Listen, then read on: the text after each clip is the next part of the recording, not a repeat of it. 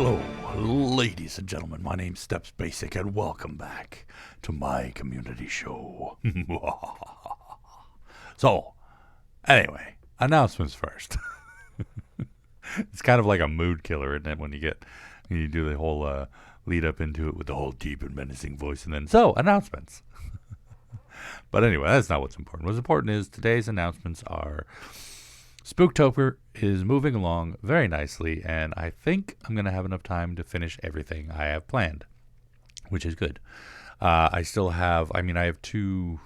Saturdays uploaded already. I have 2 DreadX videos waiting in the wings, and I need to get another Song of Horror for Sunday, and we're getting closer to the end of that game. 2 more chapters left, so maybe about 6 more videos.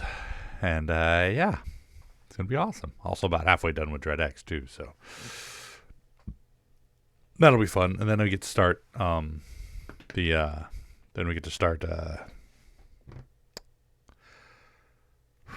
Resident Evil 7, which I'm actually really looking forward to. I saved it for the end of the season, for the end of Spooktober, because it's a bigger title and more people might be interested in it. And, yeah, I kind of wanted to save the best for last, as it were. However, as it turns out, I've been enjoying Song of Horror so much. And honestly, I'm not sure if 7's going to top it, because it's such a good horror game. You know, it's got the great elements to it and whatnot.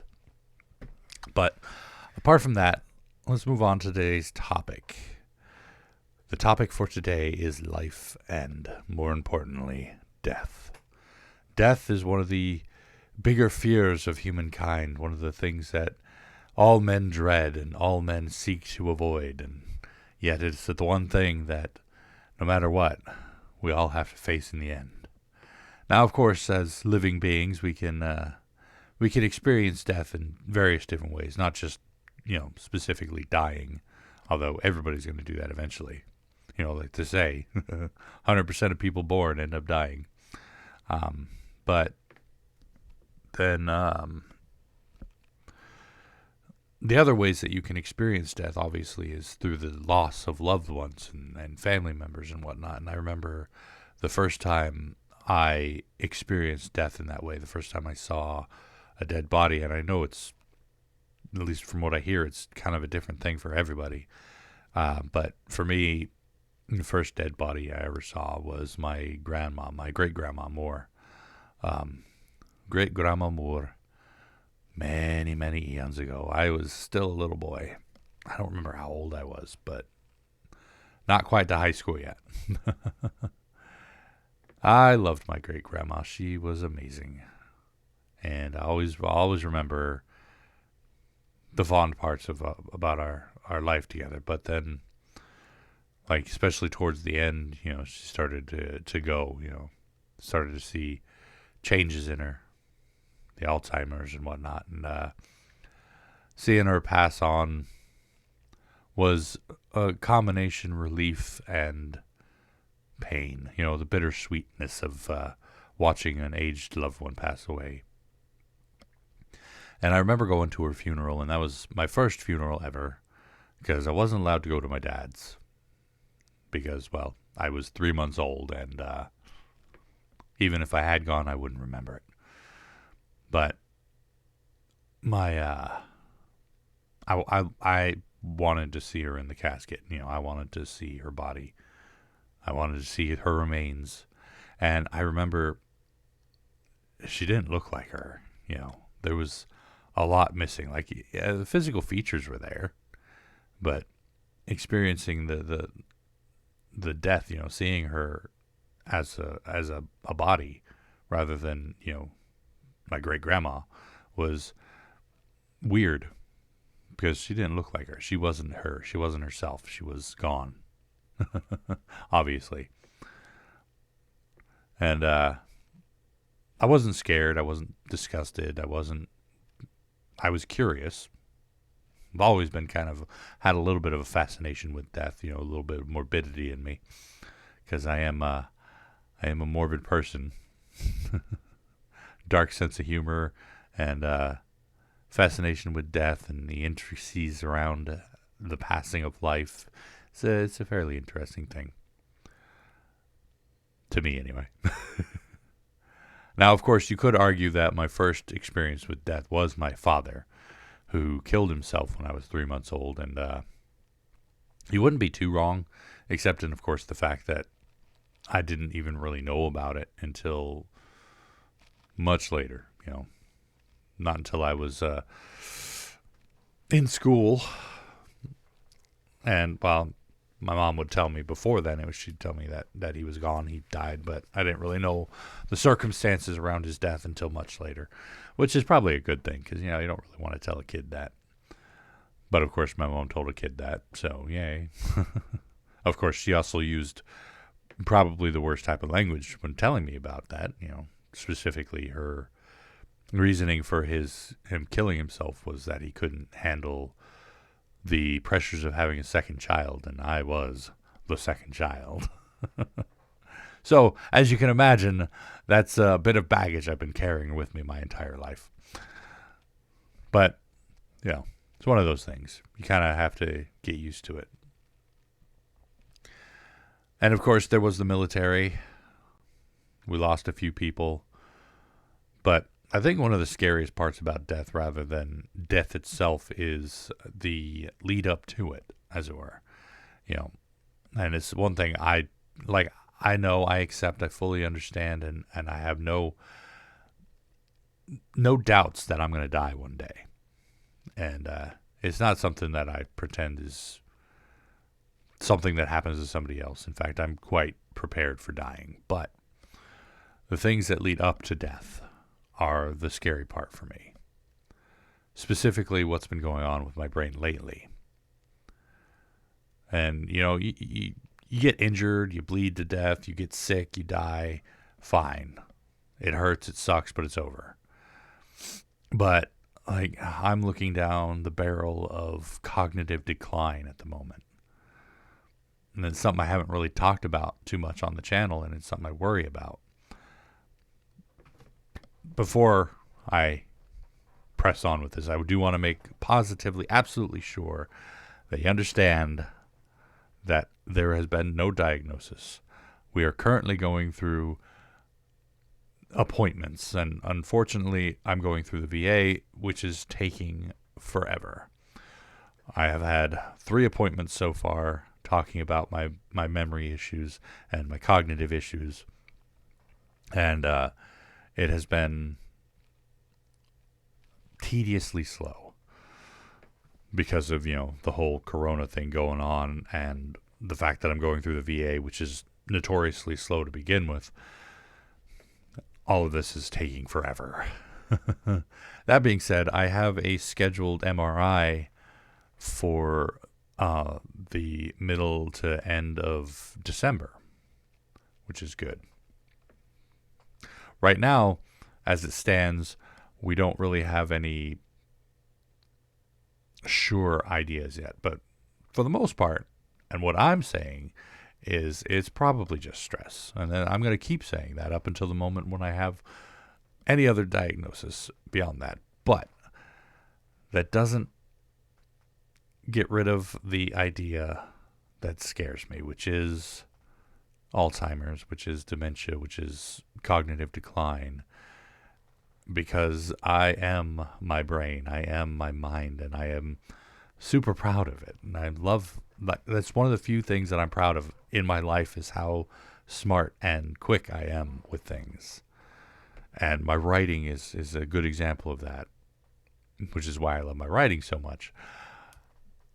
But to think that I'd be facing the end of days, the end of my days, as it were, and not knowing who I am and not being able to properly process information in my brain is scary to me. Because that's, I'm dead before I'm dead sort of thing. And that worries me. Now, I do have a somewhat family history of Alzheimer's, but no one in my family has early onset Alzheimer's. However, we do also have notoriously stubborn people in my family who refuse to go to the doctor. And that's not just the men either. It's the ladies as well. My entire family is very stubborn about that. myself included. But it's something I'm working to overcome and get better at, especially because I have the Veterans Affairs to manage things for me. I because of my disability, I don't really have to pay much, which is nice. I actually am especially worried about the MRI because I'm not sure exactly how much I'm going to have to pay for that. Yay, VA. But anyway, back to topic. We live our lives day to day as much as well as we can, because that's the sort of thing that we do. Everybody, that's the only thing that we can do, is just live our lives day to day. There's the whole question of what is the meaning of life, and I've essentially answered that question throughout my life. Is the meaning of life is simply to live it as best you can. Because too many people seek some sort of a higher answer, a more important, maybe groundbreaking answer to that question. But in doing so, they completely lose everything that makes their life important. Now, it's like me. My motto for life is to do your best. Do the best you can to help other people, to help yourself, and to be the best person you can be. You can't make everybody happy, no matter what. I mean, heck, you donate to poor people and you get people upset at you. You donate to charities and people get mad at you. You donate your blood, people get mad at you. It's like there's always going to be somebody who's going to get mad at you, even if you're doing, quote unquote, the best thing. Like if I tell people it is the Christian imperative to help the needy, to help those underprivileged, people get mad at me just for the simple fact that I said the Christian imperative. True, I feel more that it's a moral imperative to help people around you as best you can, but people do derive it from their faith. Now, of course, we could get into a long discussion about religion, but let's face it, I don't do that here. Just simply pointing out that you're going to be living in a way, no matter what, where people are going to be unhappy with you. No matter what you say, there's going to be at least one person who takes qualm with what you said. And, in that derives my motto. Do the best you can. Because nobody's perfect. Nobody's going to do incredibly well, but we can always do the best we can. And that, I think, is the best way to live your life. Because in the end, the legacy you leave behind is all that's going to matter. Because once you're dead, you can't change anything else. You can't fix anything else. And that, I think, is what scares most people about death. Me, I've come to the understanding that, I can't. And I understand this. And it doesn't scare me that I won't be able to, because of the fact that I'm going to do the best that I can while I'm here. Granted, if I were to die tomorrow, I would have a lot of unfinished business. Specifically, I want to get a published book. I want to see my daughter grow up, graduate high school, go on to become a veterinarian, perhaps get married, perhaps have grandchildren, etc. Those are the things I want for my life. It's very simple. I don't even want this channel to be huge and explosive. It'd be nice, but I'm not looking for that. As it is, this channel is more of a mental health boon to me, which is part of the reason why I definitely am scared of losing my facilities, my brain, before I'm dead. Because, think about the pain that'll put on my family, my daughter specifically, my friends especially, and my friends as well, I should say, and my brother. I mean, don't even have anywhere for him to go if I were to die, and lose my mental facilities, as it were. But I'm going to do the best that I can while I'm here, because honestly, that's all I've got. Make one person happy, as happy as you can for one day, for one moment in one day. And that whole acts of random kindness thing, spread the arc. do your best to make at least one person happy for a moment. That one moment. Because, believe it or not, that's what life is. Life is just a series of moments until finally you're gone. That was depressing. Anyway, I wanted to address the topic of death because I know that is the Day of the Dead, It's coming up pretty soon. And a lot of people are worried about death. A lot of people are scared of death. Like, have I not done what I need to do?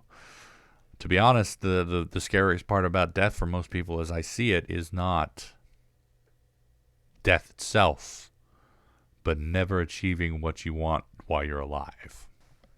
Nobody's perfect. We're all going to have unfinished business, but hopefully you can minimize that before you die. Because in the end, we all die. But anyway, that's going to be it for me for today. Thank you all so much for joining me for this community show. Hopefully you enjoyed it. And if you did, please go and poke that like button for me. If you'd like to see more from me, make sure to hit that subscribe button. And of course, as always, you're more than welcome to comment down in the comment section down below. And I'll get back to you as soon as I can. When I can, if I can, you know all that jazz. So tune in next time for another topic at another time. Until then, good night.